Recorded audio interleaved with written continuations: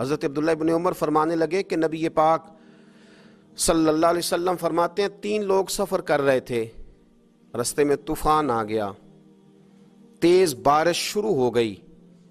تو حضور فرماتے ہیں وہ تینوں بارش سے بچنے کے لیے ایک غار میں چھپ گئے۔ ہم کو پتہ ہے پرانے زمانے کے اندر غاریں ہوتی تھیں، اور لوگ جب سفر کرتے تھے لمبے تو پتھروں اور پہاڑوں کے بیچ میں سے سفر کرتے تھے۔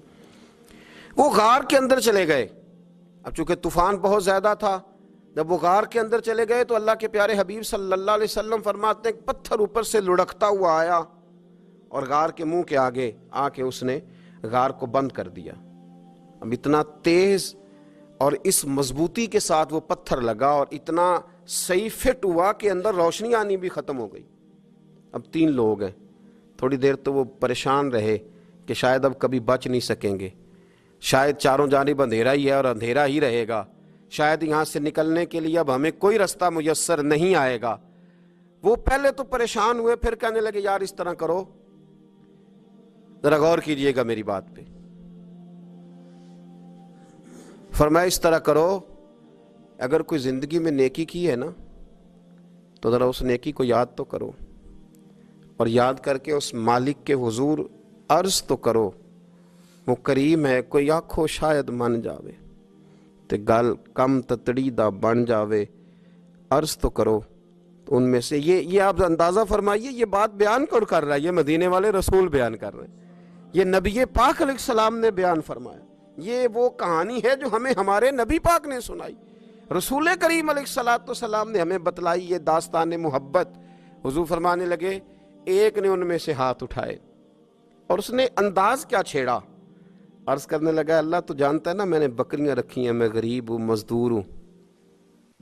اور مالک تو یہ بھی جانتا ہے کہ میرے بچے بھی ہیں، بیوی بھی ہے، پر میں جب بھی گھر لوٹا ہوں تو دودھ میں نے بچوں اور بیوی کو پہلے نہیں دیا، بوڑھے ماں باپ کو پہلے دیا۔ اللہ میں نے ان کے ساتھ ہمیشہ کرم کے بازو کھول کر معاملہ کیا۔ وہ غار میں تنہا بیٹھے ہیں اور اپنے مالک کو منا رہے ہیں، عرض کرتے ہیں اللہ تجھے یاد ہے نا ایک رات جب میں بڑی دیر سے لوٹا تھا، لکڑیاں کاٹتے، درخت تلاش کرتے، مجھے دیر ہو گئی، میں دیر سے لوٹا تھا، نیت یہ کر رکھی تھی کہ دودھ سب سے پہلے ماں باپ کو پلاؤں گا،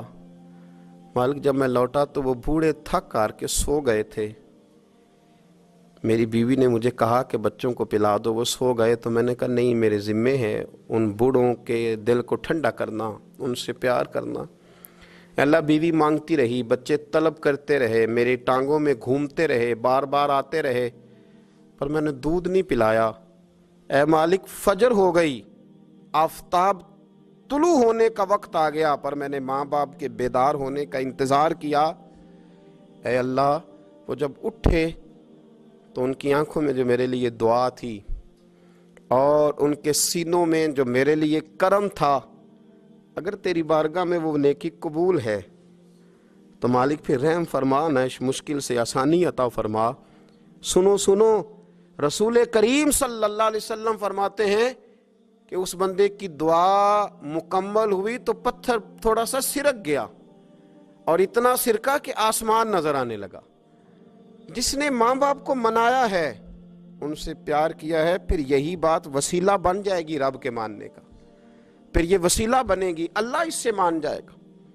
پھر رسول کریم صلی اللہ علیہ وسلم فرمانے لگے، دوسرا بولا اور عرض کرنے لگا کہ اے اللہ تو جانتا ہے مجھے اپنے چچا کی بیٹی بھانے لگی تھی، میں اس کی طرف رغبت کرنے لگا تھا، اور میں نے جب اس سے جا کے ارادہ کیا کہ میں تیرا طالب ہوں، تو اس نے مجھے کہا کہ پہلے 100 دینار لاؤ بانا، تو اللہ میں نے مشقت کر کے 100 دینار جمع کیے، اور جب میں پوری طرح اس پر حاوی ہو گیا، وہ میرے قبضے میں آ گئی اور گناہ کا میں نے ارادہ کر لیا، تو اس عورت کے منہ سے ایک جملہ نکلا کہ اللہ سے ڈر،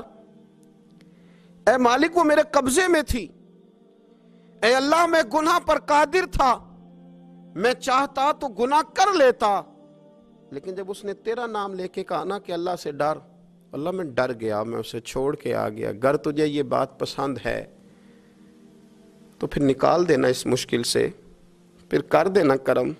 اللہ میری بھی تو چڑھتی جوانی تھی نا، میں بھی تو سب کچھ کر سکتا تھا، پر تیرے لیے تیری خاطر میں لذت گناہ سے باز رہا تو اللہ تو رحمت فرما دے۔ حضور فرماتے ہیں اس کی دعا مکمل ہوئی تھی کہ پتھر تھوڑا اور سرک گیا۔ پھر تیسرا بولا اور اس نے بول کے کہا، اے اللہ، ایک مزدور کو، ایک دیہڑی دار کو، ایک غریب کو میں نے کام پہ رکھا ہوا تھا، یہ تیرا اور میرا راز ہے اللہ۔ وہ مزدور، وہ دیہڑی دار میرے پاس کام پہ لگا تھا، کچھ چاول میں نے اس کی اجرت مقرر کر دی کہ تو کام مکمل کرے گا تو میں تجھے دوں گا، اور جب اجرت لینے کا وقت آیا تو وہ بگڑ کر ناراض ہو کر چلا گیا۔ میں اسے ڈھونڈتا رہا، وہ مجھے ملا نہیں۔ میں نے اس کے چاولوں کی قیمت کاروبار میں انویسٹ کر دی، اس کا تھوڑا سا سرمایہ پر میں نے کھایا نہیں۔ پھر وہ اس سے میں کاروبار کرتا رہا اور اتنا کاروبار کیا کہ بہت ساری گائیں اور ان کے چرواہے تیار ہو گئے۔ وہ سالوں کے بعد لوٹا، میں نے اس غریب کا مال کھایا نہیں بلکہ بڑھایا، محفوظ کر کے رکھا۔ وہ سالوں کے بعد لوٹا اور کہنے لگا میرا مال، تو میں نے کہا وہ ساری گائیں تیری ہیں، وہ چرواہا تیرا ہے، یہ سارا کچھ تیرا ہے۔ تو کہنے لگا تو مجھ سے مذاق کرتا ہے، میں غریب کہاں اور گاؤں اتنی بڑی گائیں کہاں، تو مذاق کرتا ہے؟ تو میں نے کہا مذاق نہیں، میں نے اپنے رب سے ڈر کے تیرے مال کی حفاظت کی، یہ تیرا ہے۔ اے اللہ، میں کھا بھی تو سکتا تھا نا، پر تجھ سے ڈر کر میں نے وہ سارا محفوظ رکھا۔ اللہ اگر تجھے